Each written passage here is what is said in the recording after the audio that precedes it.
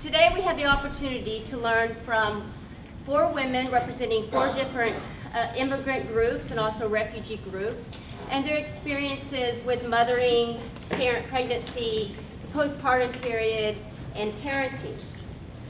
It is our hope that this opportunity will enrich your understanding of the lives of immigrant women that have called Tarrant County home. Also, we hope that this is an opportunity to reaffirm the wonder of bringing new life into this world and all that goes into it, and how it really takes so much of us, and again, pulling on those culture and traditions to bring new life into this world. And also, I would say, especially important today, that your presence here is also an affirmation and dedication to the willingness and the openness, the willingness to learn from immigrants that enrich our lives in so many ways. And so thank you for coming today. Thank you for taking your time. Thank you for the women that you'll learn about, for sharing their information with you today. And again, I'm excited about this opportunity to share this information, to learn from each other, and to really embrace this universal experience that all humans experience. So thank you. I'm going to introduce Eva Baker. She's the program manager for our Building Bridges initiative, which is an education outreach and health screening program for refugee women, preventive health screenings. And then the program will close with Misty Wilder, the program manager for Healthy Start. Eva? So as she said, I'm Eva Baker. I'm the program manager, and all 4 of these ladies represent 4 different cultures and backgrounds. And so Radhika Subedi, she works with the Bhutanese community. And then Lorette Rudasingwa, she works with Central African regions, so that would be Rwanda, Congo, and Burundi. And then Halima Mude, she works with the Somali population. And then Imelda Thin, she works with the Karen population from Burma. So I'm going to start with some questions about, I guess, individually knowing about them, and then we'll go into more generalized culture practices. So first start with where are you from and a little background on your country, and how many children you have personally.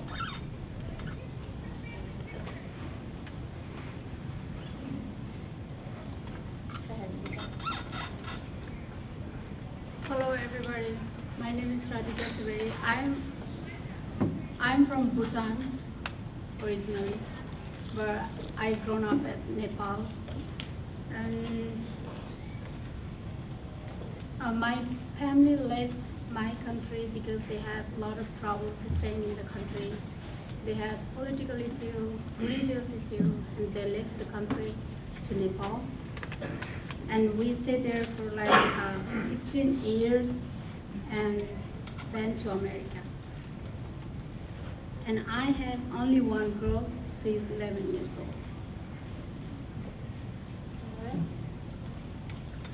Hello, excuse me.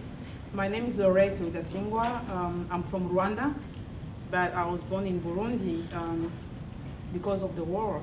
In 1958, my parents went to live in Burundi, so I was born there, and we stayed there until 1995. We came in Rwanda after the genocide, and I got married and I went to live in Congo for 2 years, and I came back in Rwanda and I came in US in 2010. I have 2 boys, 16 and 13. Hi, my name is Halima Mude. I'm from Somalia. I've been.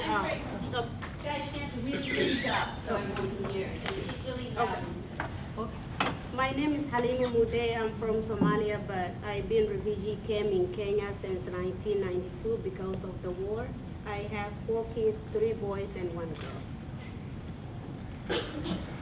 Hi, my name is Imelda Thin, and I was born in Burma. Now they call it Myanmar.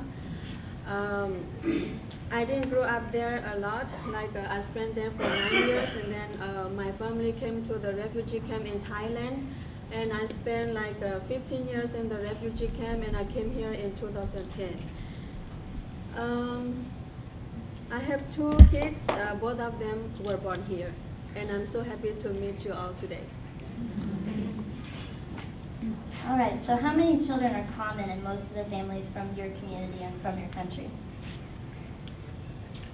From Bhutan, 4, 11, 7, 6, 10. Yeah, it's a big family. For me, I'll talk about the Central African communities, like people from Burundi, Congo, and Rwanda. We have like between 7 and 10 kids. I'll say like up to 15 to 16. For our community, like the common number will be 6 and 7, but some family, like they are really big and it goes up to 10 to 12. And how old are the women usually when they get married and start having babies?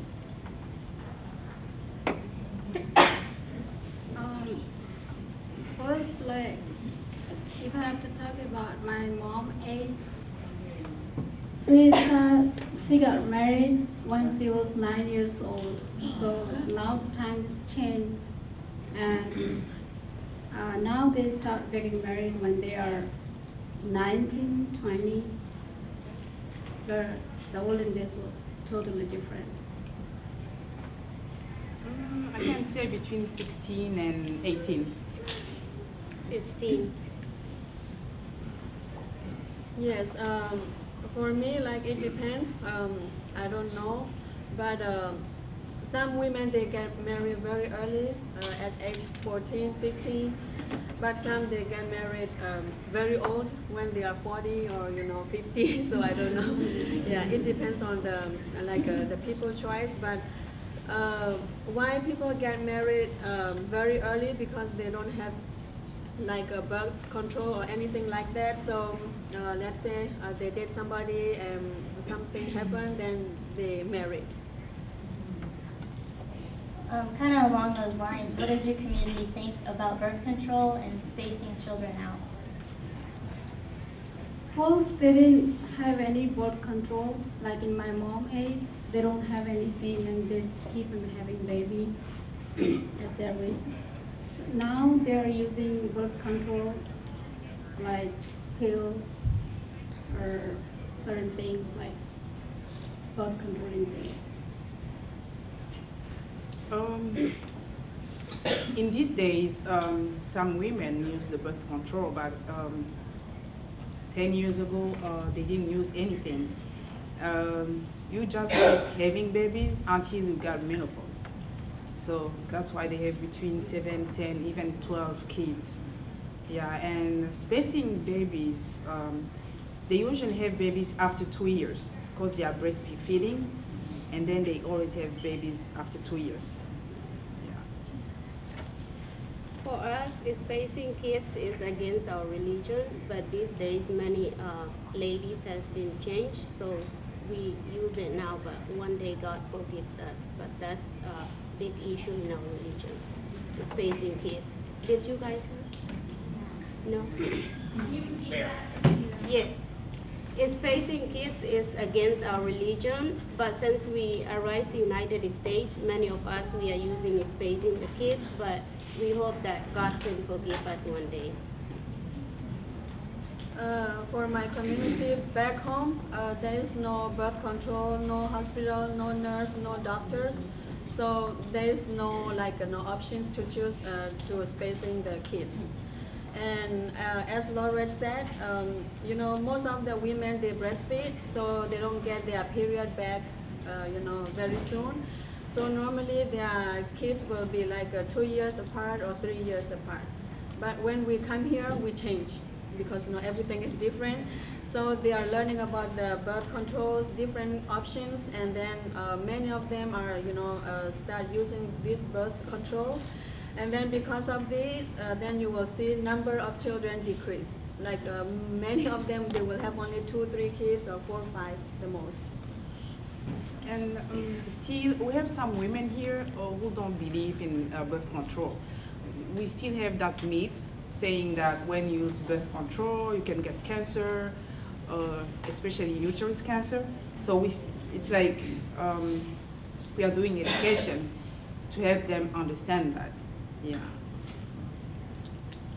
So, how much does a mother work during her pregnancy? And then after delivery, when does she go back to doing her task at either at home or at work? For example, in my communities, you work until you have the baby. Yeah, they go to the farm until you have your contractions. That's when you have to stop working, and you have to stay at home for between 1 and 3 months, and it depends on the family. If you have people around you, like friends or sisters helping at home, then you can stay like between 1 and 3 months. Otherwise, when you don't have anybody, you have to go back to the farm after like between 2 and 1 month. Here in, oh, I'm sorry. Go ahead. Here in this question, like Laura said, it really depends on the family and their background too. Like if they're in very poor family, they have to work every time. But if they are kind of like rich, or if there are any other people to work around, then she don't have to go to work at all back to my country. Like if she know that she's pregnant, she can stay at home and just rest, relax. But if she's from like very poor family, she need to take care of other kids or working to get some food for the kids. And like if my mom is, she didn't know that she's pregnant for like 4 months or 5 months, because she is very busy in taking care of other brothers and sisters. So it depends on family and like family size and how educated they are. But now the time is totally changed. Like now when girls are working and if they notice that they are pregnant, some girls, they already quit the job and stay at home watching Facebook, TV. They said that I'm pregnant, I'm not for working. So I'm pregnant. So it's changing now. Yeah. In my community, women are not supposed to work, but if moms decide to work, she can only work like 3 months after the baby born or while she is pregnant. For me, I never grew up in a city, so I don't know like how the city people, go like work with this. But I grew up in a small village, and we don't live very close to like big companies or nothing. So most of the women in the village, they do the farm work, and they do the housework, and like they do any kind of work in the field. So they work until they deliver, and after they deliver, I think they rest for 1 or 2 weeks, and then they go back to their regular routine job. But they take care of themselves very well, And here, most of the women I notice in my community, they don't work. Only the men work. So there are few women who works, but if they have later kids, then they don't work. Excuse me, I'm sorry.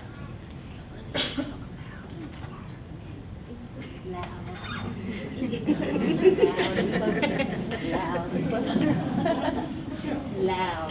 They're always loud in all our meetings. And now they're like, it's intimidating to be before a crowd, so thank you, but loud and closer. Just yell in that microphone. Now that we're going to talk really loud. Yes. Any common practices or ceremonies for mothers after she's delivered a baby, and how long is a mother advised to wait to sleep with her partner after delivering a baby?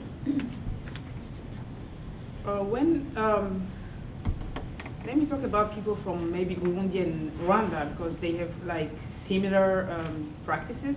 So when we have a baby, especially in the villages, the whole village will know that there is a newborn, because they sing, they dance, and when the mother has the baby at home, the guy or the husband have to go outside and talk with the other men and say, hey, we have a newborn at home.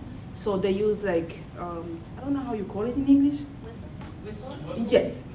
And they use the drum, yeah, to call people to dance and eat. So every family has to bring food. They have to share food. So when the mother has a baby at the hospital, you have a crowd of people at the hospital. Because when she has to leave,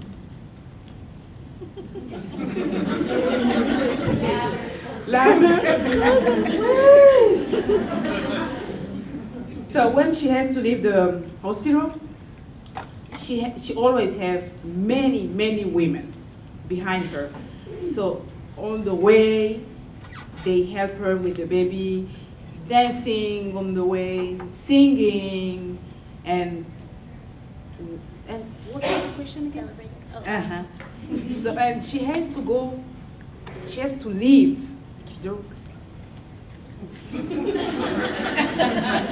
Much better.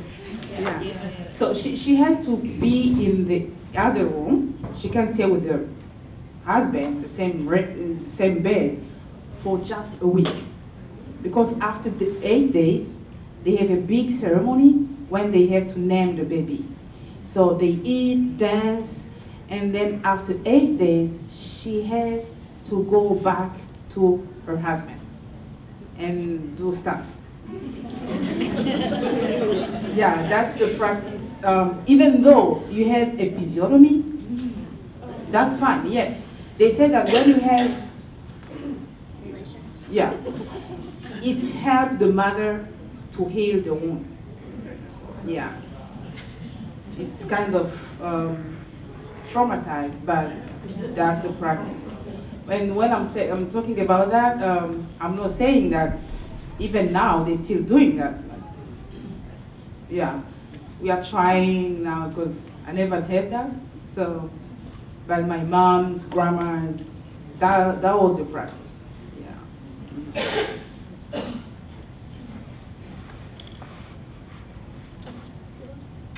Yeah, in my community, since we have very different ethnics, there are a lot of ethnic practice differently. But if I'm talking for myself, we do like in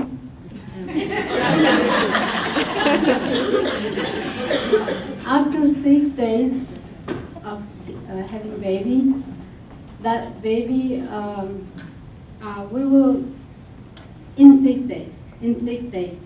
We will make an arrangement like that in the baby's room, in the mom's room. We will keep one pen, one notebook, and light the candle, thinking that God will come slowly to that baby's room today, and God will write the good luck, write the luck for the baby, if it is good or bad, but it will come on 6th day of birth. And we have another ceremony like naming day after 11 day of birth. We will have a kind of like party. We will call our relatives, other family members, and we will call a priest, and they will name the baby. The priest will name the baby. But now they start changing, like they start like giving different names. But the priest will find out the first letter for the name. Then later they will make different names.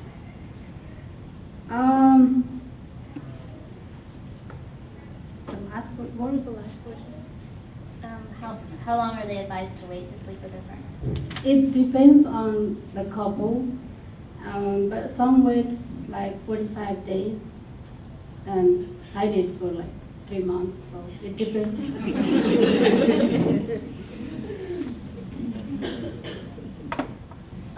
Just a note, these little pink cards in the middle of the table, you can write down questions as we go, and then at the end we'll read them out so that they can answer them. So if you want to ask a question, go ahead and write those down. So go ahead.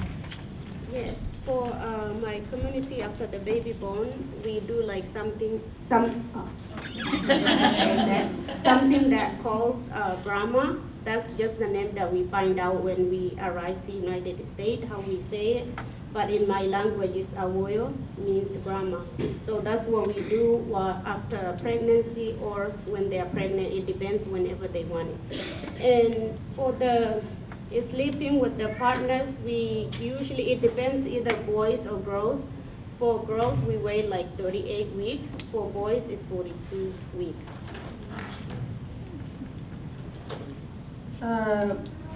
For my community, like we have so many practices.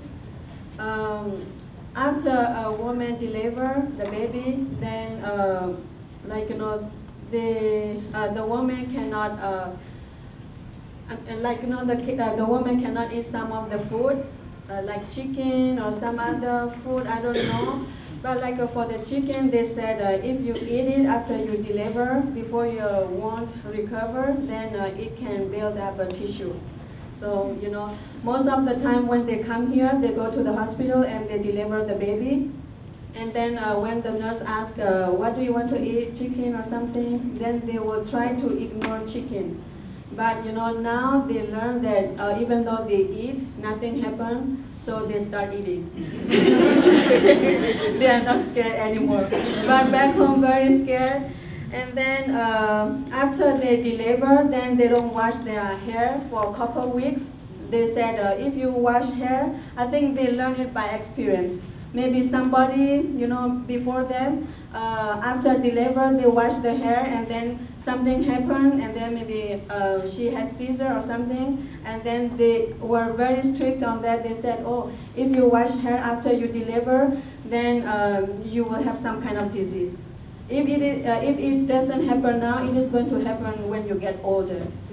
So when they come here and after they deliver and the nurse or the doctor said, you can go into the restroom, clean up yourself, they are shocked. So, if I do that, then something will happen to me, they believe that.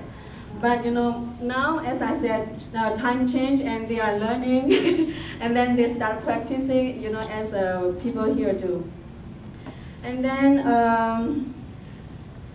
another thing, back home we didn't have medicines, no hospital, no doctors, so normally women deliver at home. And when they deliver, during the delivery, only the midwife, and that midwife is not a trained midwife, it is just like an experienced midwife. And then they also do the practice of pushing, how do you call that one? Try to push the baby down. And here we cannot do it because it can, something can happen to the baby. So, but back home they do that. And then 1 week after delivery, then we have a ceremony. It is not a kind of naming ceremony, but it is a kind of, ritual that we do. And if we don't do this one, we think that this baby doesn't have a good luck, and even the people who come to the house during delivery, they don't have a good luck. So I bring something, I'll show you. I don't know the name in English for the fruit, but the other one I know. This fruit is very famous in our community. So this is a kind of fruit. We can find it back home only. We don't find it here. And this is a dry fruit. And there is another thing, and this is the turmeric. So we have to boil this turmeric with this fruit. And then on that 7th day, or after the cord fell off for the baby, then our family members gather and some other friends gather, we make food, and then we have to boil this, and then we have to wash our elders or whoever comes. We have to wash their hair early in the morning, and after 12 o'clock like p.m., then we cannot wash anymore. So it has to be early in the morning. So it is a big ceremony for us for that one. About the wedding, how long the husband and wife can go back and sleep together, that one I don't know. Maybe they can go back anytime they want to, but I think they wait for like couple of months. Eva, I would like to add something. Moms always keep the umbilical cords. Yeah. For example, my mom still have we are like 5 at home, so she still have those 5. They always keep them. You know, after like a week, they are like dry, so they keep them somewhere. So if a baby is sick, they can use it. Sometimes they can take it and put it in your front hand, but they have to keep them. And when the baby is sleeping, in the villages, they always put a knife under the mattress and a choco. Yeah, choco. Yes, so that the bad spirit, if they come during the night when the mom is sleeping, they can't touch the baby. Yeah. I'd like to add something to that too. Like we normally we keep the cord, and then we believe that the first baby, if we save that cord, and then we put it in water, and if he or she has like other brothers and sisters, and then the brother and sister have to drink that water. It is just a cord, and you put it in water and you drink it. And then they said, like a brother and sister, they don't fight. So I don't I think, my mom didn't do it for me because we always fight.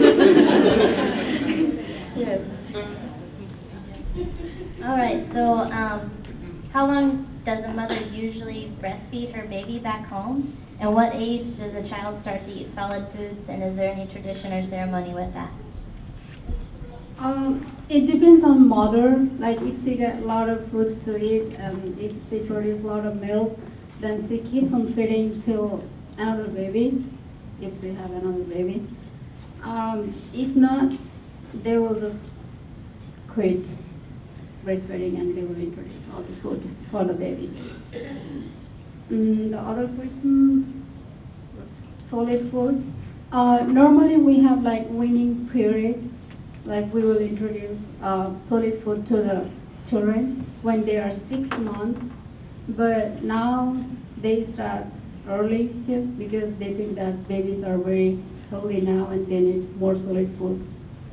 So we have a big organizational thing, like how do you call that? It's called like weaning period. We have big event going on that day. And I have something to show you on that day. Like I brought this ring. We will put this one to the baby's waist on the sixth month when we are giving them solid food. So, but now the mother, they start making this when they are pregnant because they are planning not to feed the baby, like not to breastfeed their baby. So they start making this and keeping this when they are pregnant, and when they give birth, then after like 2 months, they will start with solid food, and they will put this one in their baby's waist. So we cannot believe. Now time is so changed. For me, they breastfeed until like when they got pregnant.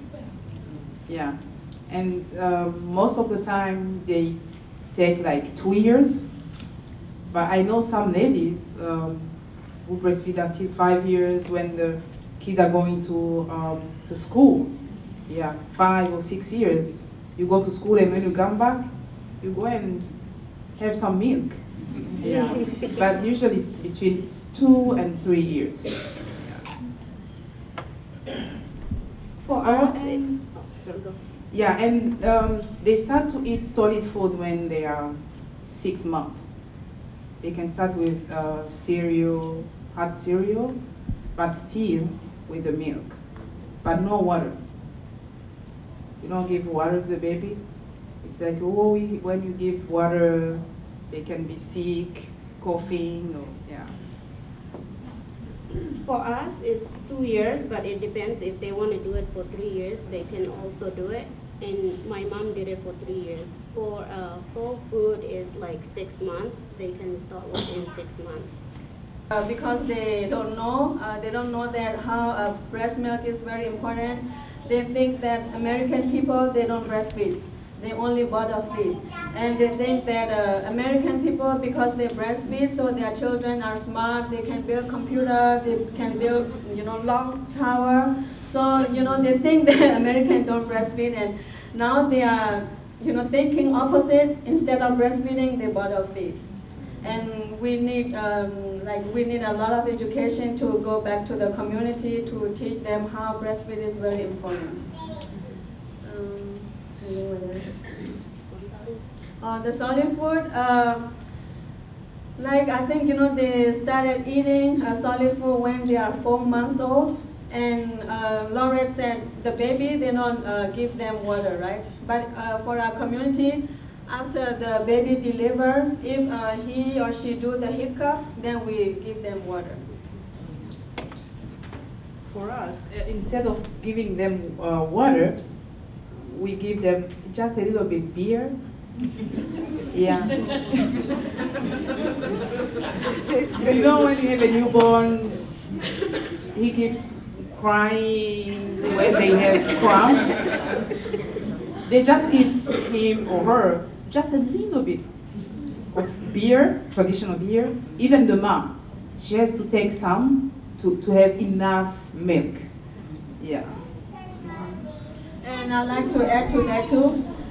For us, like the women, after they deliver the baby, we mix alcohol and some kind of medicine. It is like a Burmese medicine. We mix it together, and the mother has to take it so that they believe that the blood that is inside, all of the bad blood is going to come out. And they don't want any bad blood to stay inside. And then the other thing, for the baby, especially when the baby has some, I don't know how to call it in English, sometimes the tongue becoming white. Yes. Yes. And then that time the baby doesn't like to, on breast or something. So we wet a little cloth with alcohol and we do it in the mouth. Yes, So where does the baby sleep after he or she is born? Baby sleep with mom In the bed? in the bed. Baby sleep with the mom. We don't have any other bed or anything special for baby. They have to sleep with mom. My daughter is big enough, otherwise I could have take her to my bed. I still like to sleep with her. We don't want to separate mom and baby, so we sleep together. Yeah, same thing. Babies always sleep with the parents, especially on the mom's side, so that she can get some breast milk.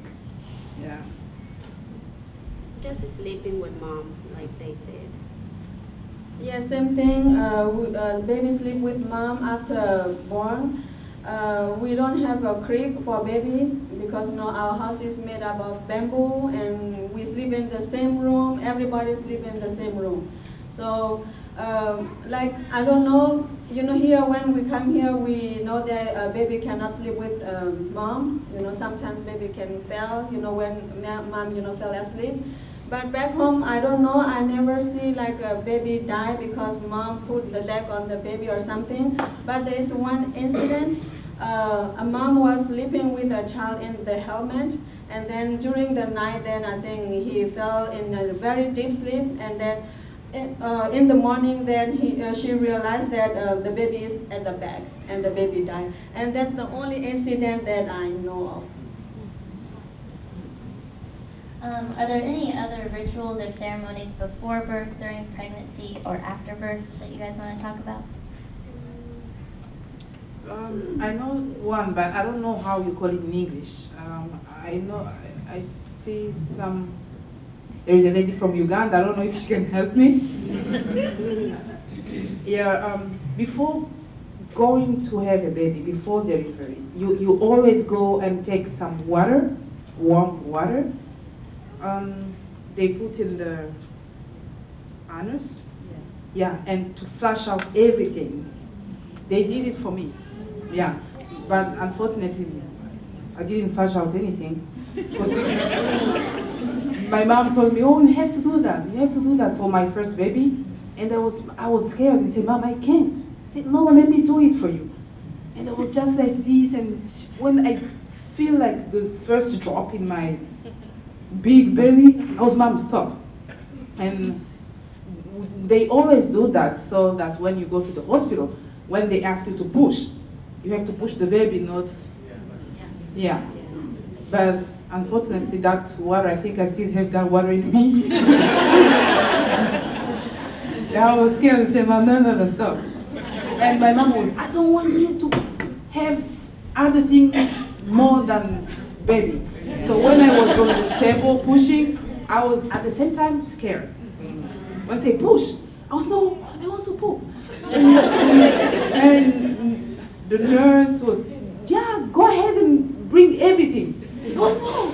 So it's kind of funny, but at the same time, it's not good. Yes. Because you go to the hospital with that in your mind. So sometimes you fear to push.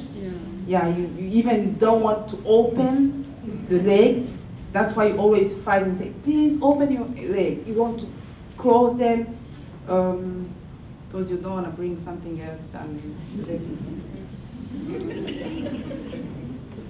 For me, like a mother after deliver, we have some kind of treatment. And normally the husband or the mother, the grandparents, they go into the farm and they collect many kinds of plants. Plants like, good for the medicine.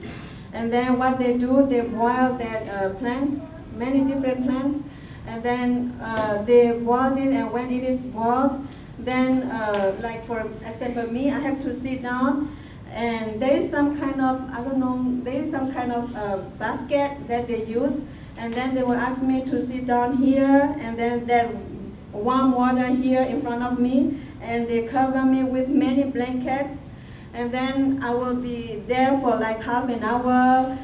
That smoke is coming, and then I'm sweating, and it releases all the bad things.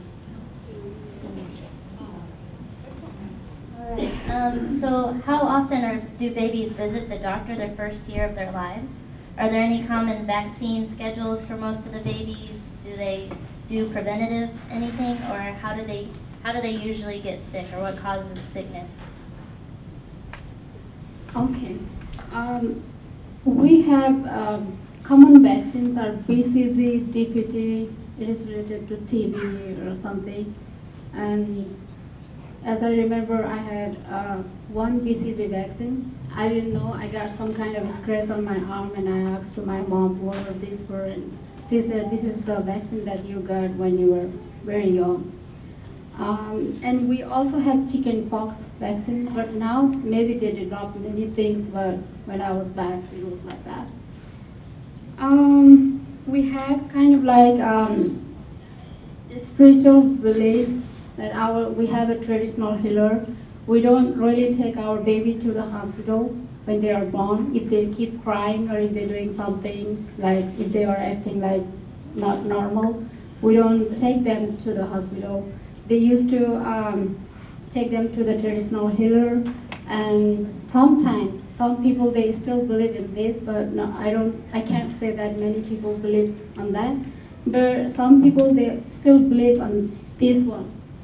We have this thing. It is made up of something like kind of like paper pieces, and our traditional healer or spiritual will just write something like a powerful word inside of this, fold it very carefully, tie it, and give the baby to put it on their neck like that, like a necklace, or in the, what do you call? In the belly. In the belly. So that way, people think that this powerful thing will protect baby and they will not get sick very quickly. And we also believe in a local medicine like honey, ginger juice when the babies are coughing or if they had fever or if they have cold. We also believe in like ginger juice, lemon juice, or honey thing. We try on that, and we also like after born, they stop here, but in the back to our country, they like when the baby born, they will fire the firewood inside the house. That way, the fire will release a lot of smoke, and they will keep the baby inside the room. That way, baby will get more smoke inside, and baby will start coughing, fever, or a lot of symptoms like pneumonia. And many children die with pneumonia because we have a house very like it's not kind of like insulating house. So there are no place to release the smoke. We don't have chimney that much. So because of that reason, children, many children die with what do you call it, like pneumonia and other like breathing problem. And our parents or some people believe that our traditional healer or these kind of powerful things will help to prevent baby, and they don't take them to the hospital. And when they are taking children, that will be too late. They already have a lot of pneumonia and it cannot be treated. So, but here is totally changed, and they don't get opportunity to fire inside, so there is no any smoke. So it's like that. In these days, especially in Rwanda, all the kids have to be vaccinated. Even though you have your baby at home, we have like midwives in the villages. They are trained. So after having the baby, they take you to the hospital to get the vaccine.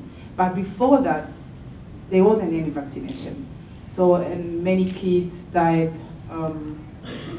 between 1 and 5 years.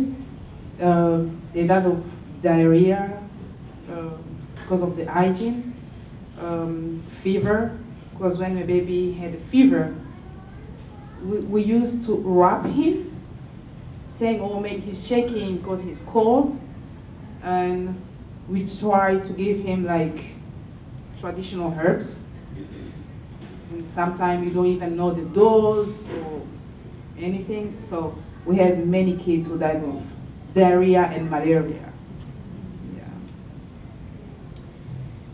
For us, it depends. The people who lived in village, the babies never born in the hospital. But the people who lived in the town, they are close to hospitals, they have money. But those who was not born at the hospital is because of not having funding, like money. And also getting the vaccines done, like once we arrived to Kenya refugee camp, I'm sorry. Things has changed for us, which was good, is because back then the babies were dying diarrhea, vomiting, malaria, because of not having the vaccines when they was born. But when we arrived to Kenya, UNHCR used to do a vaccines. For my community, like myself, when I was born in a village, so I didn't get any vaccine. There is no vaccine, no nurse, no doctor, no medicines. So if somebody gets sick, then we have to go somewhere. Like there are big villages that have maybe one who is good in medical thing, but as I said, they are not trained too. And we have to go there, and we have to walk like 1 or 2 days to get there, to get the medicine. So many people back home, they died of malaria, diarrhea, and some other diseases, but most of the time there's no diagnosis because there's no doctor to diagnose, so many problems. And then in the refugee camp, we have a hospital, but we don't have a lot of supplies, medical supplies, but they recommend some shots. And we also have a clinic that we can go to. And then, like in the refugee camp, for example, a woman is going to give birth, and then she will try to go to the clinic. When she goes there, and if for some reasons, if the baby cannot come or something, it is already during the delivery time. But they have to take her to a hospital in the city. And we have to drive like 6 to 7 hours to get to that hospital. So sometimes women die on the road, and sometimes baby die. All right, we'll ask one more question from this list, and then we'll ask some more clarifying questions from the audience. So who can look after your child other than the mother? Is the father involved, daycare, community, family members? Who can watch your babies? Normally family members, if they have very big family, and they can just leave their children with the family members. If there are no family members available around, then they can keep their children to relatives or friends' house, or leave them alone. Leave them alone by At themselves. what age? At what age? I have like six years. They can stay at home in 6 years. Yeah, same thing. For us, kids is for the whole community. A baby is for the whole family. So when you have a baby, everybody is involved, except dad. Yeah. Yeah. Yeah, dad can go to work, and mom, grandma, aunt, everybody will be there for the baby, but men, no. That's not their business. They can go to work, and when they come back home, food is ready to eat. He doesn't have that time to play with the baby, to take care. That's not their business. He can just come and say, hey, hello, how are you? Good. That's it. But the baby is in her mom's aunt or grandma or aunt. Yeah, so, but the dad is there to make rules for the family. It doesn't mean that the men don't like the baby. Yes, they like the baby, but that's not in our culture. Seeing the dad with the baby, holding him, or staying with the baby when the mom goes to the market. You have to be with your baby everywhere. Yeah. For us, we use family members or community, because at home we don't have daycare. For my community, like as she said, everyone is involved. Like anybody can take care of the baby. Mother, father, sister, grandparents, cousins, and even some friends that we don't know. They can take care of the baby. And then here, like when children go to school, mom has to go with the children to the bus stop and send them to the school bus, and then come. But there, children walk to school by themselves. No parent supervision. And the reason why we practice that, because we have never heard of trafficking. Grandparents never traffic children. Nobody traffic children. Even if they traffic, for example, we can chase them, because no car just walking there. But here we have to be very careful, and we are very scared. And here, when we get here, we heard that grandparents kidnap grandkids or something, and we are shocked. How can grandparents do that? Those kind of things. And it is very safe for children to play outside, on the street, anywhere. No supervision. But if like anybody see the kids, oh, don't go close to the river or something, and the kids are safe. All right, so these are questions from the audience, so maybe just two of you could answer each question. So the first one is, how long after birth do children sleep with their mom? Like for us, the first day they was born, they sleep with them. But how long after that? Like till Like 1, after 2, that, 6? maybe I'll say like till 2. Yeah. For us, children sleep with mom and dad for a long time. Even when we come here, the caseworker said, you have 7 people in your family, so you have to sleep like 2 people here, 1 people here. But even though they have 4 bedrooms, all the family sleep in one bedroom, and then 3 is empty, so somebody can rent. All right. How do you deal with the challenges of breastfeeding in your culture and here? Are there like people that can't breastfeed? Are there practices that you do to help that or change that? What do you guys do? I'm not sure how we can change that is because they already have like thoughts is formula is better. It's not like provider or nurse is saying that formula is better, but they think formula is better, I think. But I don't know how to change it. I'm trying. I asked some of my ladies, like, why did you stop breastfeeding? And they said that, do you know, sister, I don't have breast milk inside my breast. How can I produce milk? So if there is no milk inside my breast, how can I feed? So baby keeps on crying, so I have to choose the alternative, like formula. So What do they do back home if they have that happen? in the back home, we used to give them cow milk, but here they have formula at home. So I'm really confused. I don't know how can I go to my community and advise them the mother milk is the most powerful milk in this whole world. But you know, some of the girls, they are totally changed. They don't want to feed their baby. But still, I will try my best. I will try my best to educate them. All right. I remember one of you had said that you push the baby down when they're delivering. Can you explain that a little better? Who was it that said that?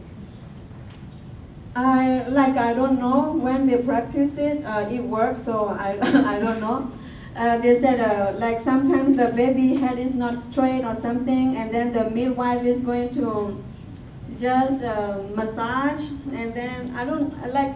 Even when I was pregnant here, there's one old lady did it to me too. But it is not during the delivery. It is when I was in the like a third trimester, and then she said she tried to push it a little bit. It is not very hard, just push it, and then she said the head is straight now, and I believe. And she said, oh, maybe in 2 or 3 weeks, then the baby is going to come. You know, those kind of things. But back home, they try to help the mom to push the baby down, and I don't know how it is how they practice it. And when the baby deliver, like maybe me, when somebody deliver me, they push me too, but I'm good. Nothing happened to me. Right. What about pain medicine when you're giving birth? Is there any pain medicine back home, or what do you use? For us, no pain medicine. Yeah. For us, no. We have to bear it for like labor pain gonna be last for like 2 days, 3 days. That's up to mom.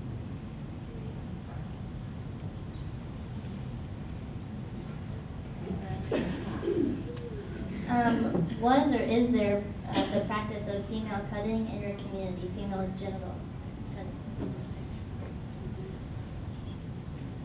Anyone? We do that because many people were not educated about the religion. I'm sorry if you guys can't hear my voice.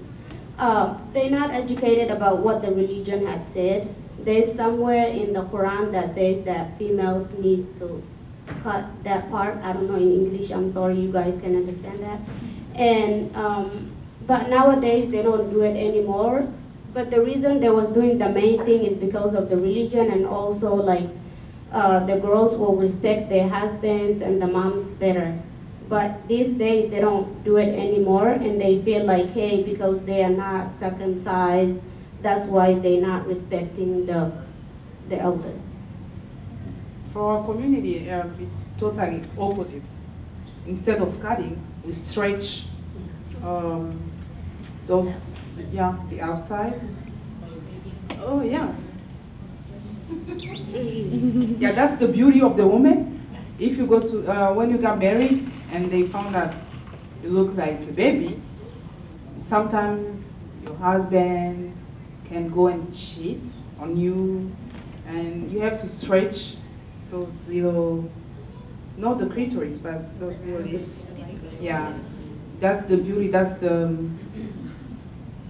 a good woman have to have those long. I don't know if we have midwives here. I think yeah, you will see that with especially women from Rwanda, even Uganda, Congo, not really Congo, but Rwanda and Burundi. Yeah, you have to have those stretch. So don't be afraid or thinking that they are sick or something. That's the practice and the good practice until now. Yeah. And this one's for Halima. What was the reason for the different waiting periods? Like if you have a boy, you wait 42 days, and then for a girl it was 38. Do you have a reason for that? I'm not sure what the reason was. Not really. I'm sorry, I'm too young to have kids, and I didn't do it back home. I had all my kids here.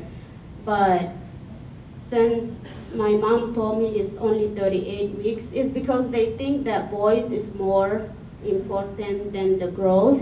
They feel like when they get boys, it's just like boys, they'll be at home, like in the family, even though if they get married, they'll stay with the family, but they feel like girls will go with the husband's family most. So they prefer to have a girl instead of, boys instead of girl, but I'm not sure why they do it like 38 weeks.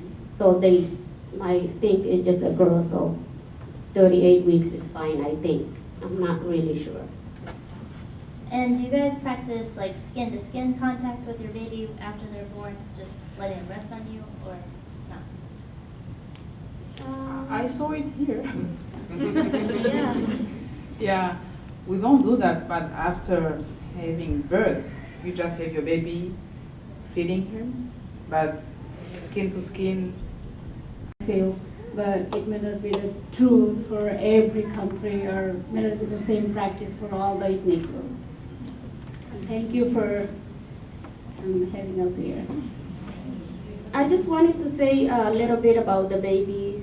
There is a practice that we also do it, but I couldn't find the things that we do it with it. The lady that sells, she didn't have it, but she'll have it next week. If you see like the baby has wristband, or if they have like something on their neck or the hip, usually for the hip we use it for the growth. So when you see that, don't be like, what is this? It's just a practice for us. And when you see the moms wearing something under their shoulder, it's just a normal thing. That's the practice that we do, so don't be shocked. I want to say something. It's a US practice. When I saw it for the first time, I was kind of shocked or surprised. You know, when you have a baby, they wrap the baby. Oh my goodness. I was like,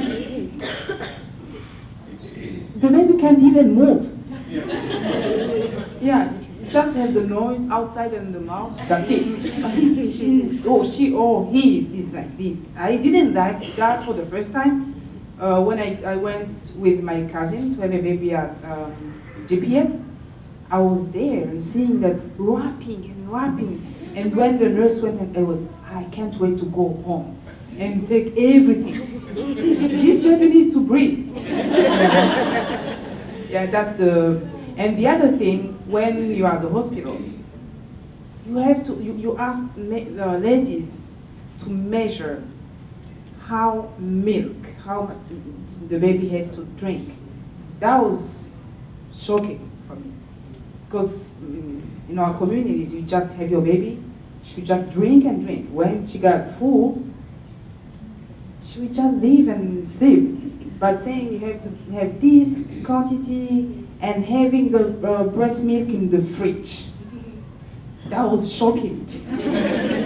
Yeah. So, but now we're used to it.